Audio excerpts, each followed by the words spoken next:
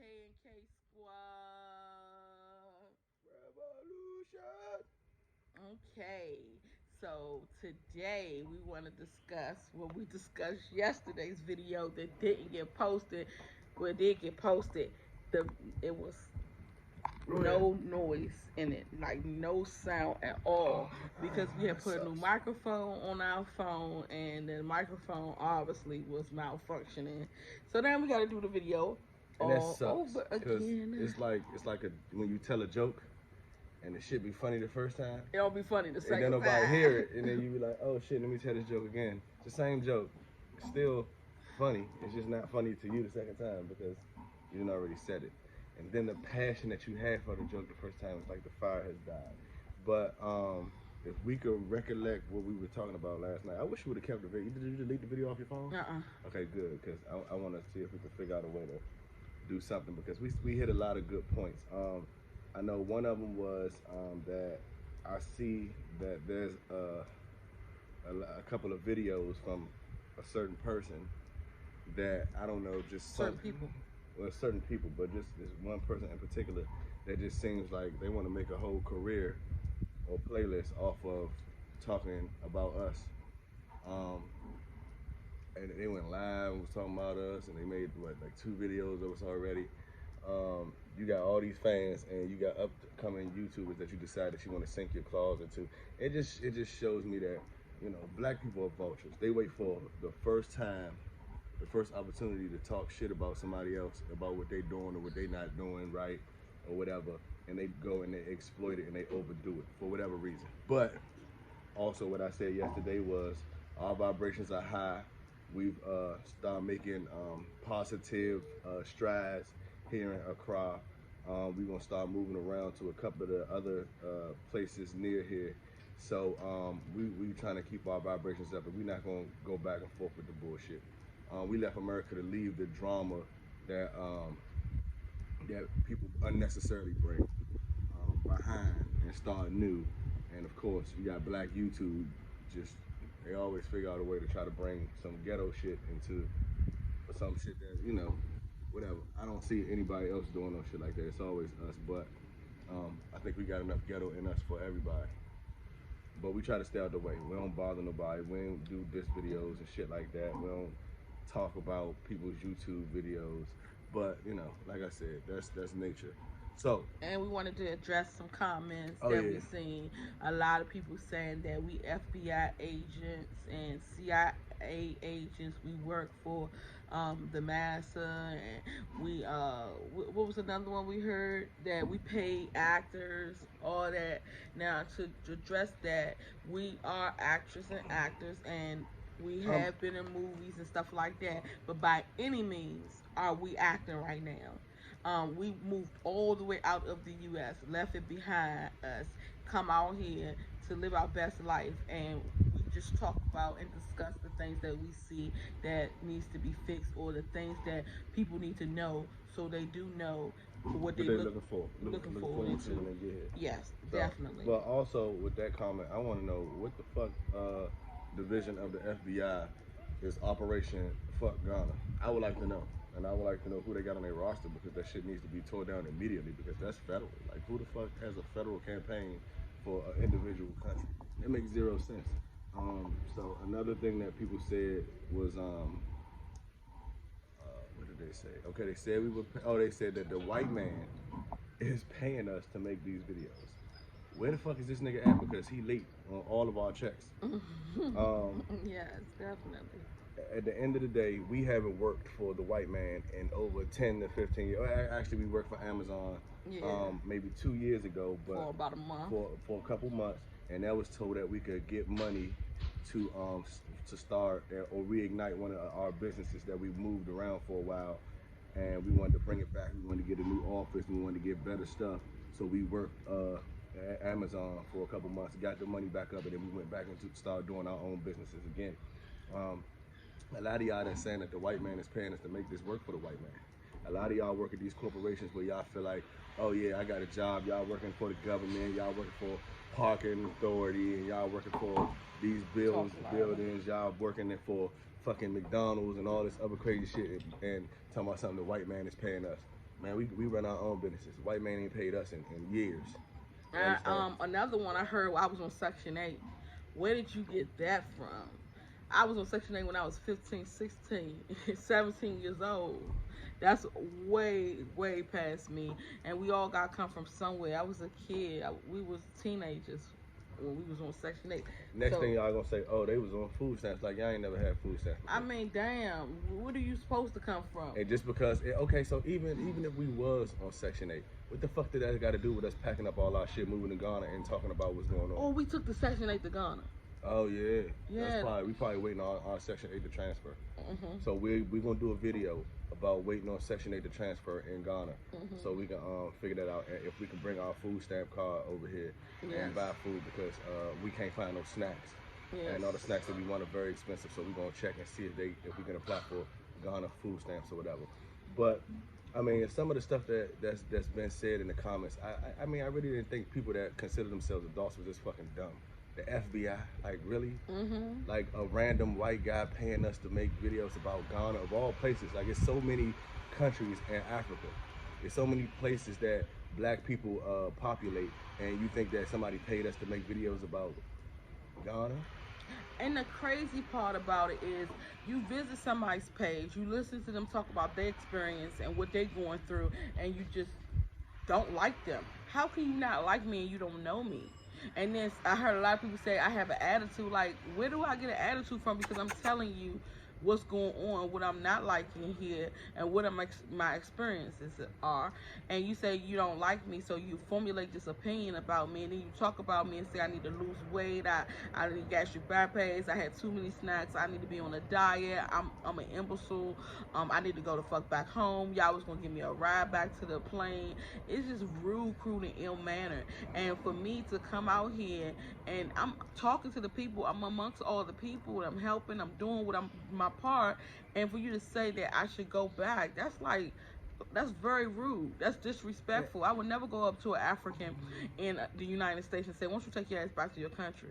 And we done been around plenty of Africans. When we lived in D.C., we worked, because she was a nurse and I was a nurse, so we had worked for Africans, Nelson. Yeah. And we built businesses. It was a couple of other people. Like, when I first got out the military, my first job was with an African.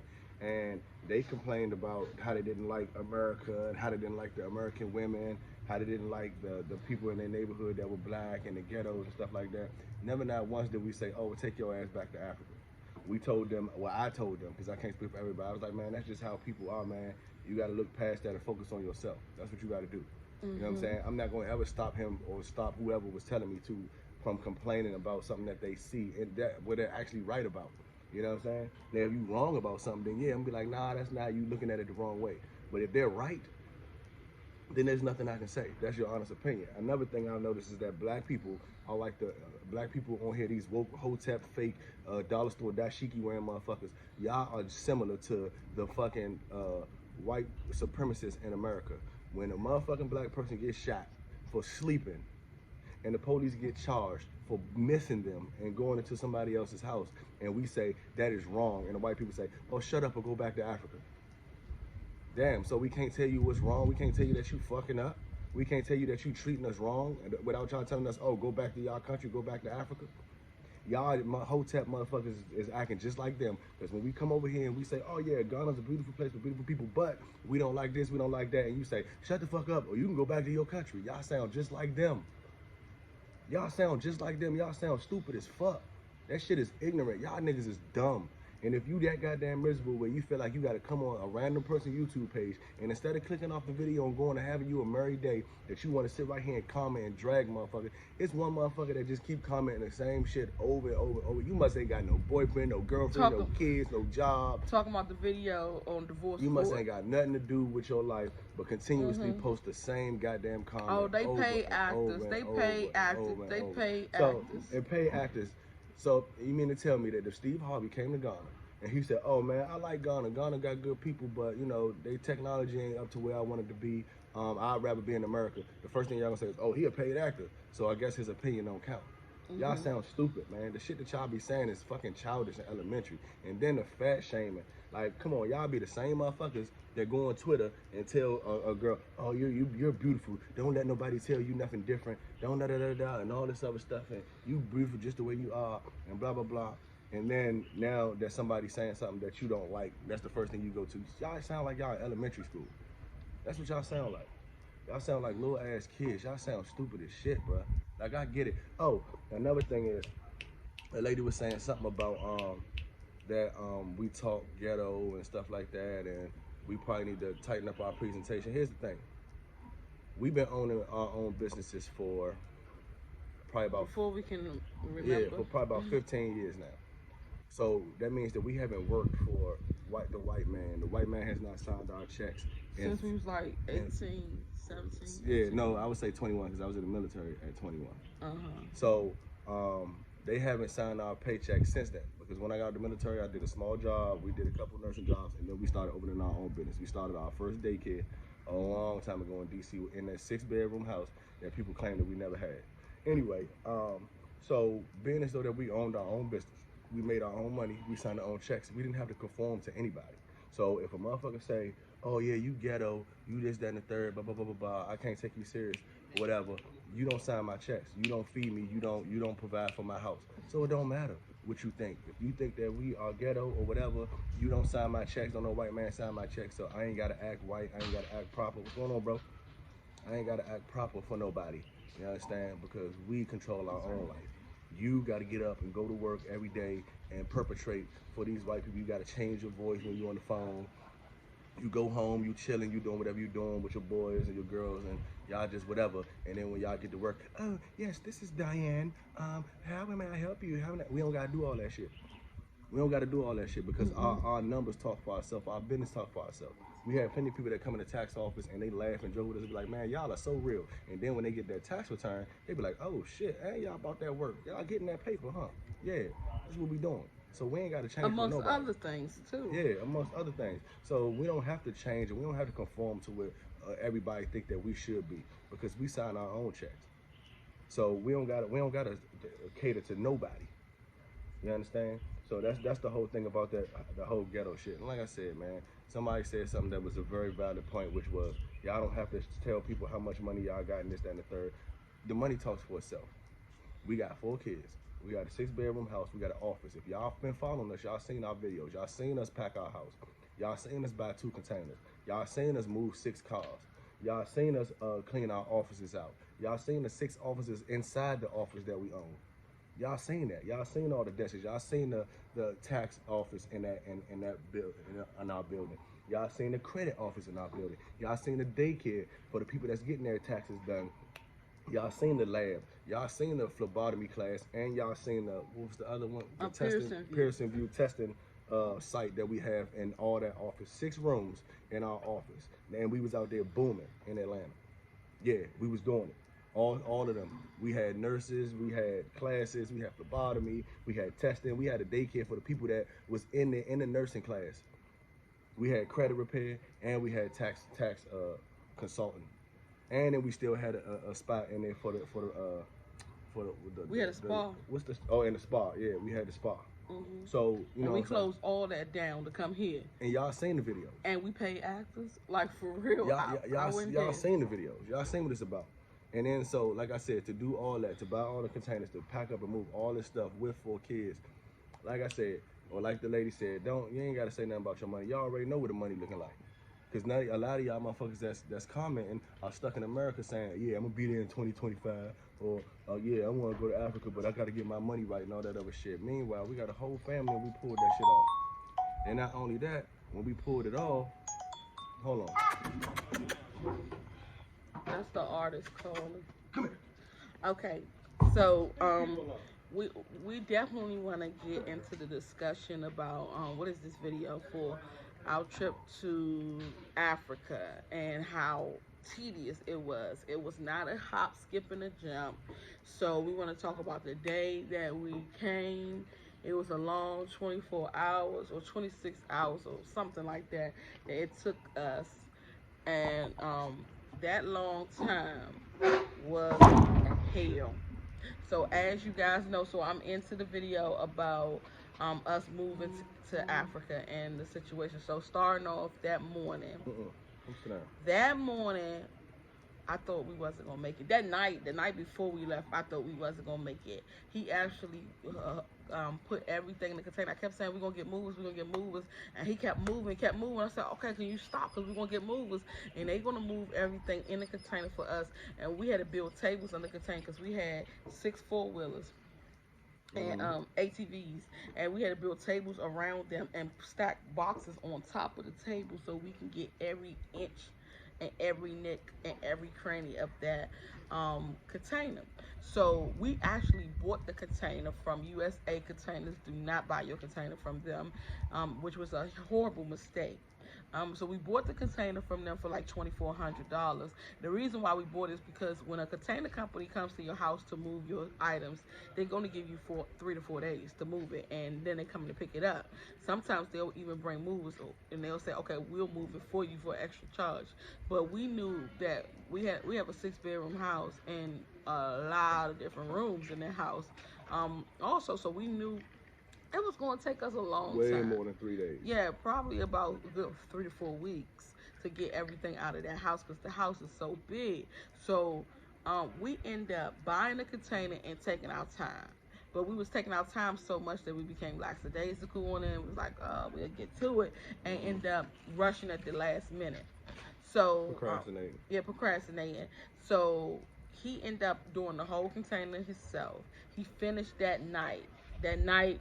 Our last thing we put in there was the bed that does this adjustable base. The bed that we have is this big queen size bed. It was like I was dreading taking that bed down because I'm like, oh my God, we gotta take this down, because we gotta take every piece down to the bed, and it's very heavy. So I was dreading taking it down. So we finally got it down, and then we had the adjustable base part, and that was heavy as hell. But then we found out that night that you can actually take pieces off of it and fold the adjustable base in half.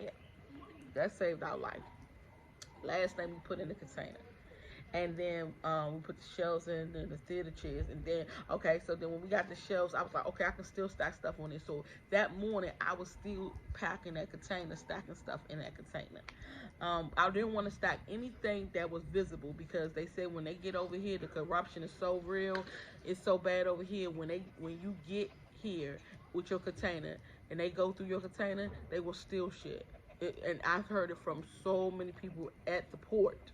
So many people who moved here said that a lot of stuff was stolen. So you got to make sure everything is boxed, that they can't see. You box it, you number the box, and you put what's in the box on the box.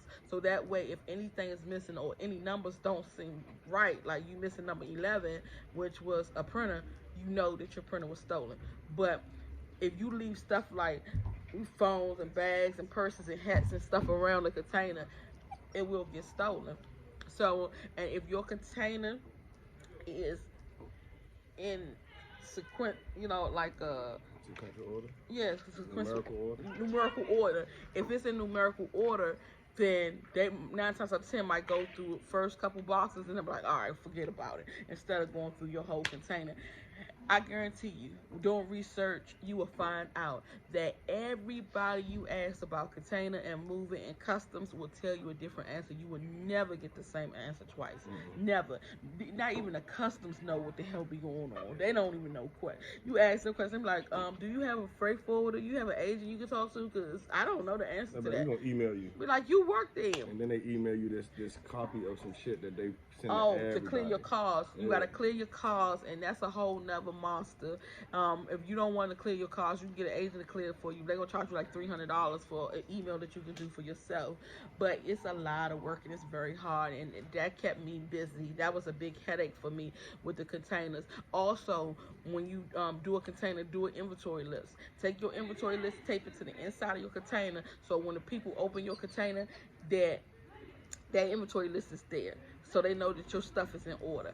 Also, with the inventory list, the container being closed, put a lock on it, and have the driver get a seal. They can get a seal from like a truck stop or something, and put a seal in your container so you know it wasn't tampered with before you get there to customs to pick up your container, because they won't go through your container if you got a seal, and they won't go through it without you being there.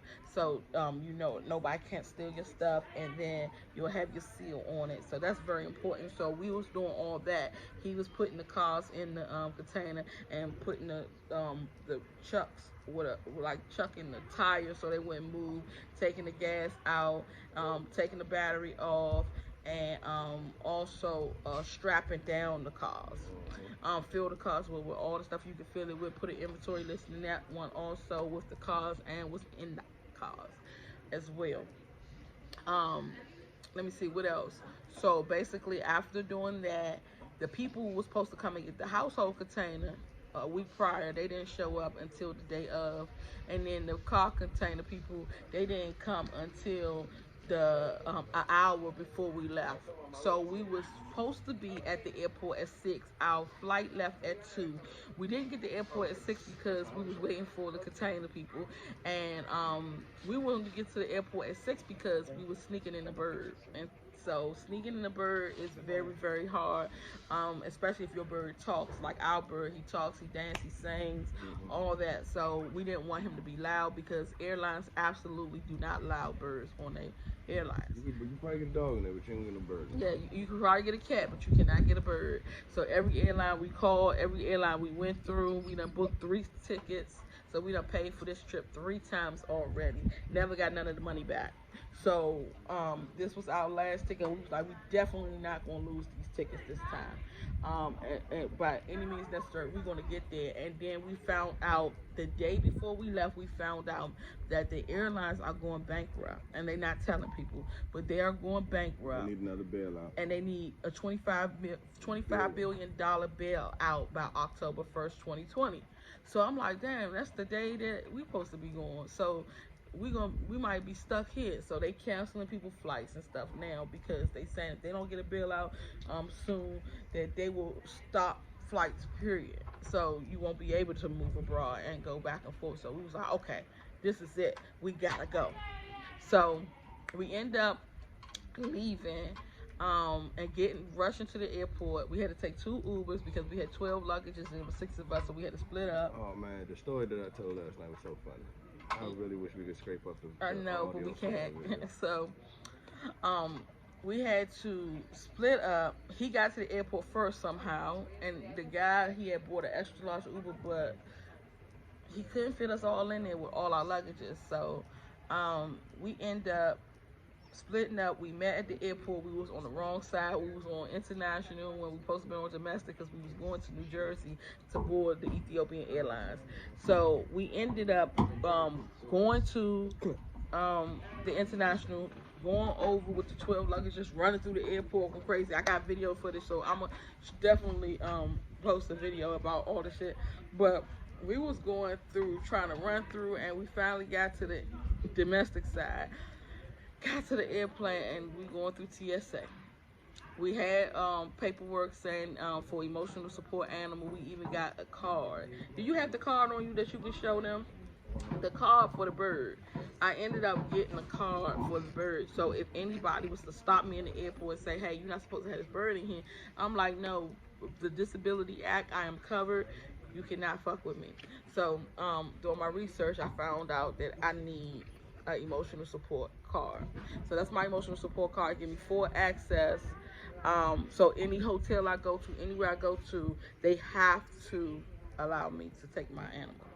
So I had that ready, but I didn't need it because when we got to the first TSA, so it's not about TSA. You can get past TSA all day.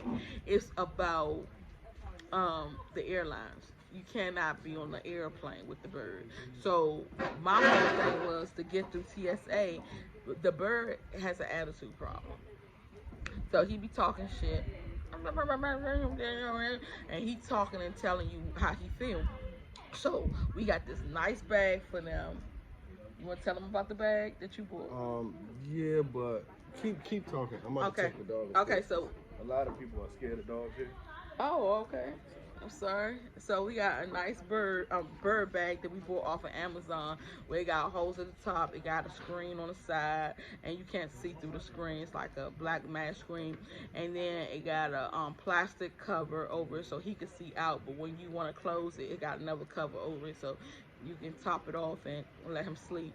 So the bag is nice. It got a perch inside. It got a feeding trays. It got a tray at the bottom so he can poop. I mean, the bag is awesome. So if you have a bird and you need to travel with your bird, definitely go to Amazon and get that bag. It's a bird travel bag. So let me tell you, we get to TSA, and I'm like, okay, we're gonna be all right. We're gonna get to TSA, but I just don't want to take the bird out because they'll tell you to take the bird out. They'll take you in the room, tell you to take the bird out the bag, and they're gonna take the bag and go through the metal detector, come back and put the bird back in. And I know he gonna have a fit, and he might even bite me because it's a lot of people around he don't know. So I was scared about that. So I get to the room, right? So I'm like cracking jokes with the people. I'm like, let me tell you this story about my bird because they asked me questions. Do your bird talk? Do your bird do this? Do your bird do that? I'm like, my bird talk. He steal. He lie. He curse. All types of stuff. It's just like a ghetto ass bird. Just another part of me. You know, he's just another me. So I'm telling them. They're like, what did your bird say? I said, well, let me tell you something. I do fashion shows, right?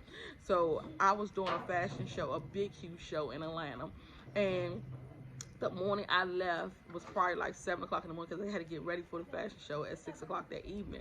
So I'm doing a fashion show and I'm gone, and I don't think I got back to like 2 o'clock in the morning. And the bird, we walking through the hallway. We came through the back, so we going through the foyer. And the bird looked at me and he said, "Where the fuck you been all day?" They died. They all just died laughing. Oh my God, are you serious? I said the bird is crazy as hell. So they was like, well, let him talk to me. So I had the bird talk to me, and his favorite song is I Like the Way You Move. So he like, I like the way, I like the way. So they laughing and having a good time with the bird. So I didn't have to take the bird out the bag. All I did was open the bag, and then they came past and just cleaned it with some like napkin and went and tested, make sure there wasn't no drug paraphernalia on the bag, and then we was done. So we on our way to the plane. So we get there like 20 to 30 minutes before they board. We running through the TSA. And if you are going through the airport, make sure that you tell them that you're handicapped. You don't have to show any proof or anything, but tell them that you're handicapped. That'll get you to bust all the lines because you do not want to stand in lines when you trying to hurry up and get to your plane. So now we get into the plane. The first plane was the United Airlines. United Airlines definitely do not allow birds on their planes. JetBlue cannot stand it. So United Airlines, we on there, and I said this plane ride gonna be it's gonna be fast, 2 hours. We're gonna be good. So we on there and the plane take off. I had to hold the bird so he didn't feel the turbulence and he didn't feel anything that would stress him out or make him upset. So once the plane was in the air, then I let the bird sit on the floor next to my baby. Because they say you can't have no bags on the floor. But I'm sitting here. He's sitting here. So we basically taking up most of the space right here so you can't see. My baby is over on this side. And the bag is under his feet. So they didn't know. So it was incognitos. And I'm like, my ancestors got my bag. They're going to make sure that I get to Africa, to the motherland where I'm supposed to be at. So I'm like, I don't have no worries. There's no worries. So I knew I could do it. Everybody kept telling me, no, you ain't gonna be able to do it. You ain't gonna be able to do it. You ain't take no bird on no plane. I'm like, no, look, when I tell you when the ancestors is at work, you get whatever you want. Everything that happened fell in place. Fell in place. Just like that. Just like it was supposed to be. Just like it was supposed to be. So I wasn't worried about nothing. And I was even talking to people in the group, and they was like, oh, you make sure you got your yellow fever card and all this stuff. I'm like, I'm not worried about nothing. The ancestors got my back. We good over here. So, and this is where they told me to go. So I know I'm going to get there. So where we at now? We on a plane. We get to Jersey. Get to Jersey. They make us go out of the airport to come back into the airport, which made us had to go through TSA again. And that was, I ain't gonna say it was an issue because we got through it for the second time. We just showed him the bird, and the bird showed the fuck off, and then they was laughing. They sent us on our way. We got on that plane, and this was a long flight. This was like the 14-hour flight or whatever. So miserable. My TV was broke. So they fed us. They fed us twice. They fed us dinner, and then they fed us breakfast, or what you may call breakfast. It looked like prison food to me. So anybody, it was horrible. Been behind that wall before, you know what the food tastes like. That's basically what they gave us. But nonetheless, it was food. I ate that shit. I'm gonna tell you that. I ate it. Food on deck. And then they gave us some apple juice, and they gave us some things to cover your eyes, and they gave us some little hospital footies and a blanket and a little pillow. So shit was lit. You know what I'm saying? But it's very uncomfortable. It's very uncomfortable. So if you want to do something like that, especially with Ethiopia Airlines, go first class. First class. You get a little bit more space. Your TV probably a little bit better. And you get to recline. And you get to recline a little bit more. I reclined anyway, so you might got some special type of recline shit in the first class. But like I said, we had all our kids, and we had already spent $4,500 2 times before we actually spent it on this one just to get over here, because the 2 first flights was fucked. So and they don't give you your money back. They don't. They give you a credit so you can use within 18 months. We got like almost $10,000 in credit in aircraft, whatever the fuck you want to go. Just sitting waiting for us to travel again. So we get on the plane, we get the bird. The bird is cool the whole time. I was so surprised. I was happy for the bird. We land in Togo. Oh boy, Togo was a nightmare. These motherfuckers gave us hell. They are so mean. They mean, they pushy, they yell. Oh my God. And you gotta remember, I was in the military, so I'm used to people getting in my face. I'm used to having people just up this close to me yelling and all this other shit. But like these motherfuckers, hey, come over here, do this. Go get right here, stand in this line, move, come on there.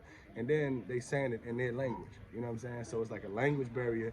And then you got the way that it looks, because I was telling my assistant when we first got here, I was telling him, I said, man, it looked like when you talking to your peoples, it look like y'all arguing. So I be thinking it's time to turn up, and then y'all are laugh, or y'all are just, whatever y'all do, and everything will be good. But the way that y'all talk, the aggressiveness, it makes it look like, oh yeah, they about to fight. Let me go ahead and get my position ready. So that's how they are in Togo, and they was just like, they was real pushy, and so we got past the TSA, the Togo TSA. Oh, that was hell. So let me tell you about that. So I told the guy that I was handicapped, he let me up.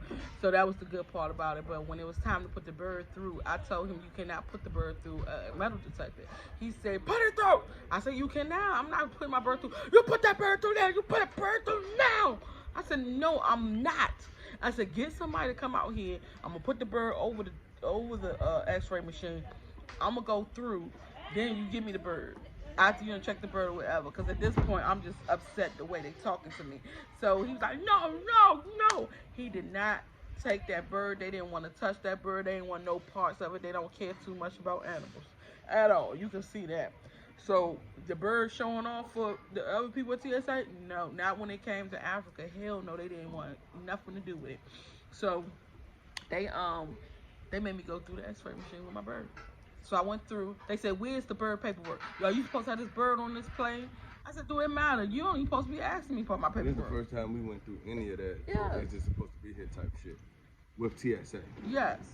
So he had to show his card, his paperwork, because we got paperwork for every airline. This is the good program that we went through.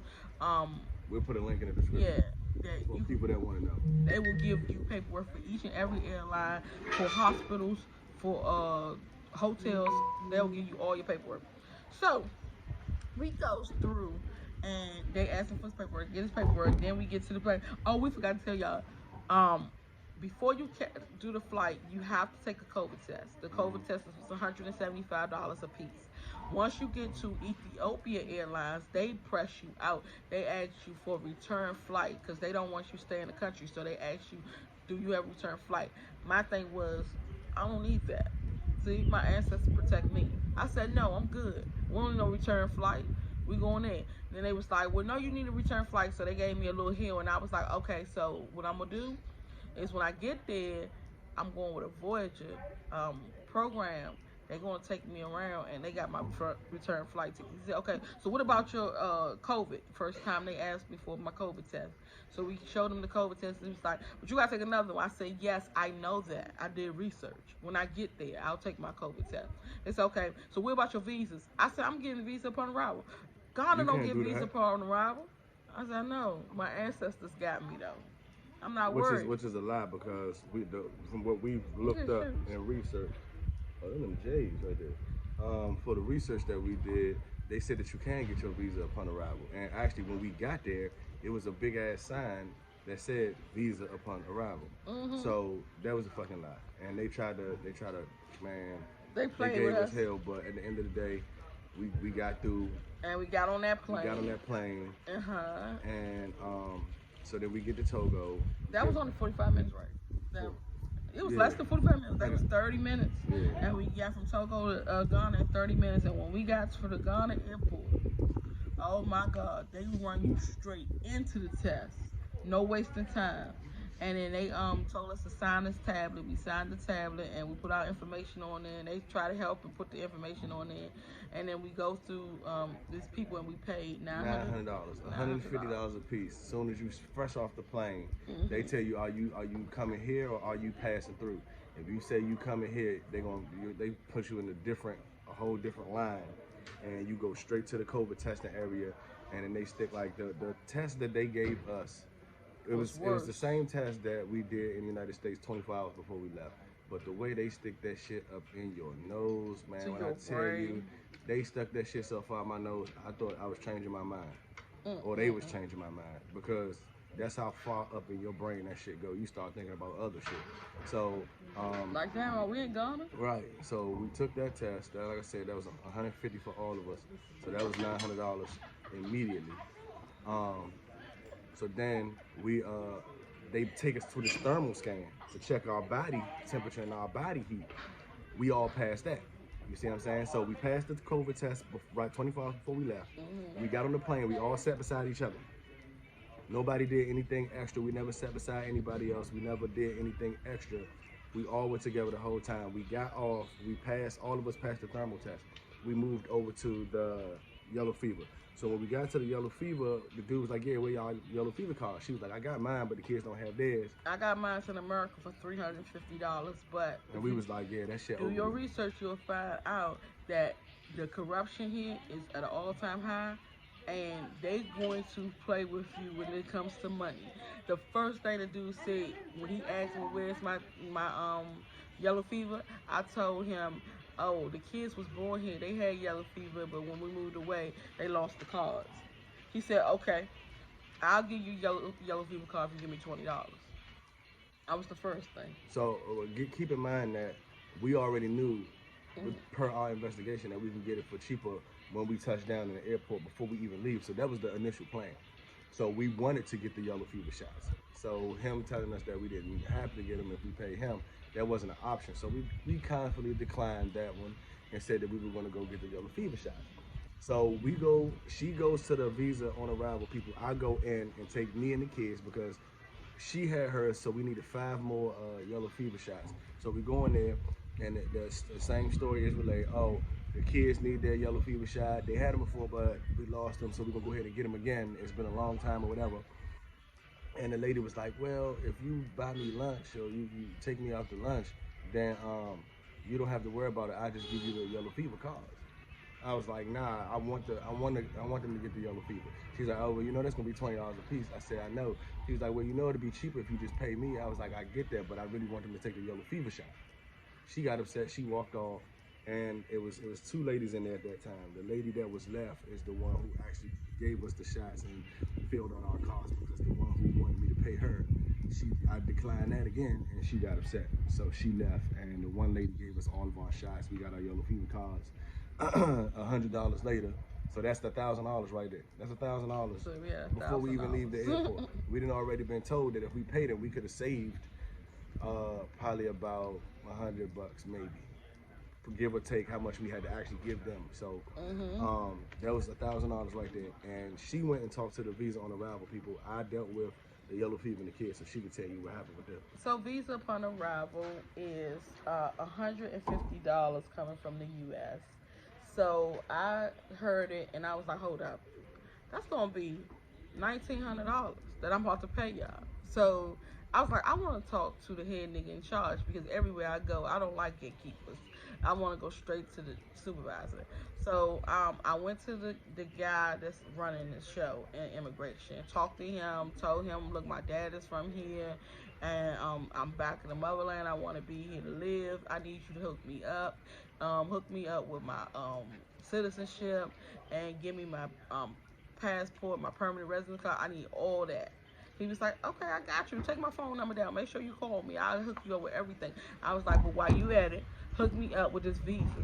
He was like, all right, so the visa's going to be $150 a piece. I said, I'm not paying $150 a piece. He said, so what could you do? He said, how can you fix it? That's how they ask you. So what are you going to do to fix it? Yeah. That's their favorite line. Mm-hmm. And that's when you know that you got to start peeling out Louis bag. Or you're going to give up something. So I was like... And start giving up this shit right here. Yes. That's what they looking for. Basically. So I was like, okay, I can do 500. And he was like, all right, so you can do 500, you can give me $50. I was like, okay, that's $550. That's still better than that. So I went on and gave him the $550. He did the visas like this, no problem. Stamp, stamp, stamp, take a picture, bam, we in it. And he said, matter of fact, visas are only 30 days. So I'm going to throw you another 30 days on it. So I'm going to give you a 60-day visa. I was like, all right, cool. So that means I can go to Gambia. I can go to Kenya. I can come back and forth. I can go to all the other countries that I want to visit while I'm here. So he said, yeah. I said, but